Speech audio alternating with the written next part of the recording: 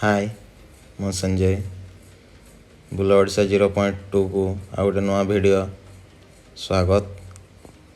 आज आम बुली जावा कटक धबलेश्वर महादेव को पाखक भगवान शिवं द्वारा करा जायथिबा एक चमत्कार पाई धबलेश्वर धबला किंबा धड़ा प्लस ईश्वर बा भगवान नाम नामित तेणुकि यहाँ धबलेश्वर कहुए।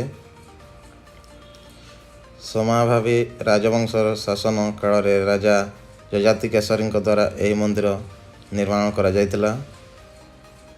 आठगड़ राज्यर शासक मान द्वारा वर्तमान मंदिर नवीकरण और मरामती करा जायतिला। तो फ्रेंड्स चलतु आज धबलेश्वर पीठ बुलिकी देखिबा। जदि वीडियोटी आपको भल लगी थाए ताले गोटे लाइक शेयर और कमेंट करदेवे। आपंकर गोटे लाइक किंबा कमेंट मत आगे बढ़ियार साहाय्य करिवो। तेणु फ्रेंड्स मो तो वीडियो लगी रुहतु। चलतु देखिबा धबलेश्वर पीठ केमती कौन रही अछि।